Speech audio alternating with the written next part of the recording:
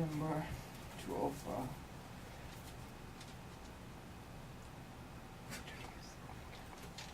How are you doing, Mr. Robert Golf? Did I say it right? Yeah, that's right. Alright. So basically what we're doing today is I'm trying to interview regarding the Baltimore riot of 1968 that occurred in Baltimore City. First thing I would like to know, like, how old were you at that time? I was about 25 years old. 25 years old. Young and enthusiastic, right? Pardon? I said young and enthusiastic. And then where were you at that time, if you can recall your memory? Well, at the time that happened, I was working at the social service agency in downtown Baltimore. I was also getting ready to start graduate school and was in the National Guard at the time that it happened. What do you think was the main reason for the riot to happen? What is the main reason behind it to occur? Well, from the understanding I have, it seems like it was about Martin Luther King Jr., and that may have been what set the whole thing off. But it was a very scary time in history. The Vietnam War was a topic of discussion, not of arguing about that, debate.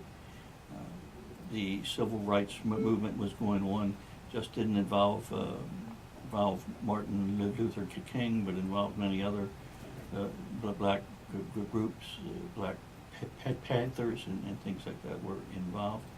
It was just sort of a scary time. Everybody was on edge. Nobody knew what was going to happen. And it just seemed like it just exploded that day after the assassination happened. And, I think if that didn't make it happen, something else probably would have. Because it was just a very conflicted, tense time. Right, you just said something about the Black Panther group. Yes. Were they directly involved in the riot, or like, what were they doing? Like, how would you describe their involvement in the riot? Well, I really don't know if they were directly involved. Most of the people that lived in that area of town. A lot of them were just frustrated about what was going on, just feeling hurt, scared. Didn't really see any way out. Nobody had heard what they said. I don't really think the riots were programmed or instigated by any one person in particular. I think it just happened. Would you happen to recall, or would you still know, like, how did it started? Like, alright, after the Martin Luther King assassination, it started after 2 days, right? Like 2 days after the Martin Luther King. I recall, hearing that it happened, hearing it on the news, just sort of a combination of shock, and sadness, worried, and scared. I was also sort of scared because I knew that the National Guard would probably be called up, which means I would have to go. And I had mixed views of whether I wanted to do something like that. I was in the National Guard to avoid going to Vietnam, and now I may have to pick up a gun and fight against my own kind, Americans. Right, definitely. So, what you think, like, the main reason for them to choose some other ways rather than going for violence, like going in the street, trying to sow the anger, aggression? Sometimes anger just explodes. You get frustrated about things.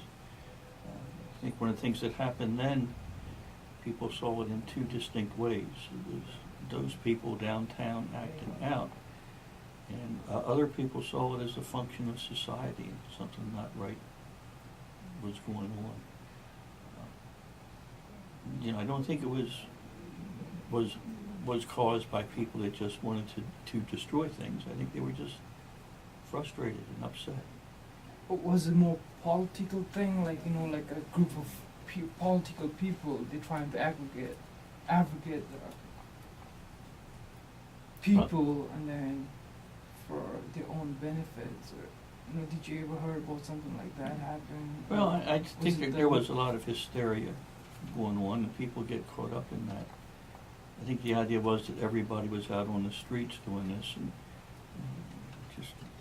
just not sure that happened. What I saw by the time I got to the place where this happened, there wasn't much going on, and the idea was just to sort of like keep the peace, enforce curfews and things a lot like that.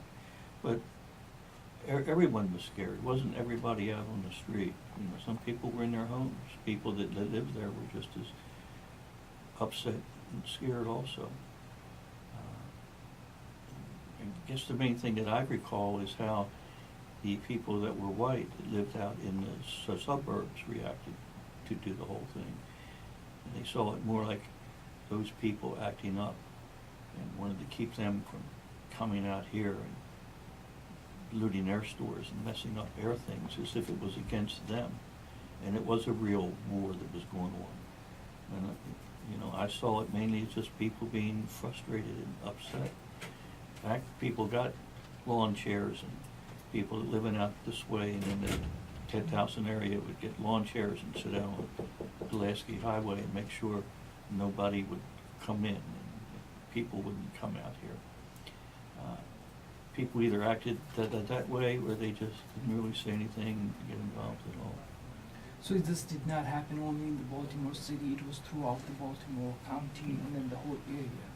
And it was mainly downtown Baltimore. It wasn't much. I just don't want to interfere, but you know, what was the picture of that time? Like, you know, like people just fighting against each other, or like throwing stones, guns, burning tires, like, you know. Well, it was more just people were rioting and acting out and destroying things.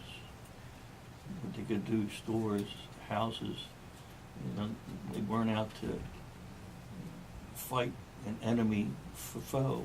Because they didn't really know who was good and bad. It was just people living in frustration. And it was just sort of a societal reaction. And said, you know, I don't think there was any planned attack, planned way. You know, I don't think people wanted to come out to Baltimore County and loot and beat people up. People get mad and just explode sometimes. So, you know, looking at that time, like, did you ever see, like, can you say it in the other way? Like, was it a fight against different race? Like, black folks fighting with the white people, trying to get their right back, or, you know, trying to looking for the freedom once they were suppressed by the white folks. Did you see that? No, I kind don't. of You know, picture? I didn't see any one-on-one confrontations of somebody that was black just trying to go after somebody that was white. Like I said, just, you know, it was more against property and against things. If anybody was concerned, it was, you said, the people that were white that lived out here, that they were going to be attacked. Those people were going to come out here, and that really didn't happen. You know, I don't think it was so much against people that were white as it, well, like it was just frustration about things. But I still didn't get one point though. Like, I read it in so many, I'll say, websites, a couple books that I was doing my research on. They say after Martin Luther King's assassination, but so were people on the street, were they shouting like, you know, like who shot Martin Luther King? Like, we need to know who is this, or, you know, like, was that the only reason for them to come in the street, or you know, like, did they even ever mention about, like, you know, finding, or where did that happen? Well, you know, I can't speak for the people that went out on the street, but I would guess that it just wasn't about Martin Luther King. Like I said, if that didn't happen and started, I think it would have had to have been something else. It was about issues not being addressed, people not talking about things building up. Anything could have set it off. It was a very tense time. People wanted justice, they wanted to know what happened, but it was more about the system, I think. And I don't think people were angry at person A or person B, just a sense of frustration. I was frustrated by seeing how people reacted to the whole thing.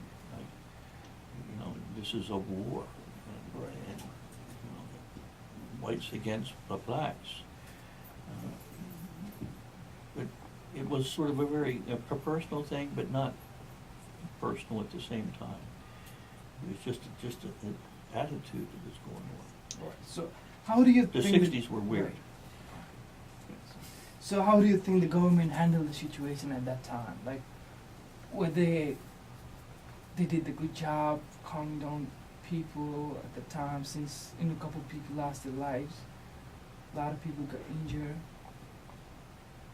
How do you think, Well, I guess under the circumstances, after it happened, they probably did what they had to do.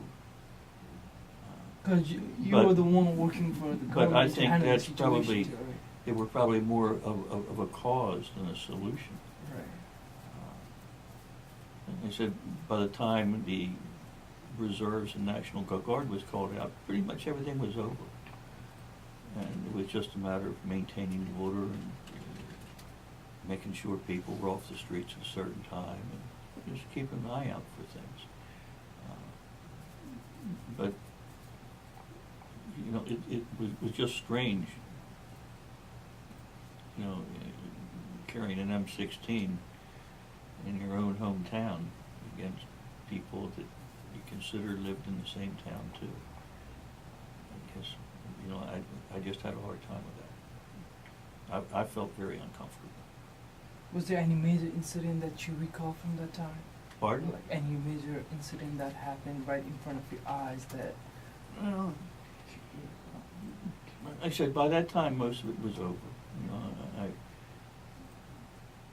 recall that the thing that stood out, if you approached anybody on the street and asked them to go inside or break it up, and you treated them with respect, it wasn't much of a problem. But there always were a few people that wanted to,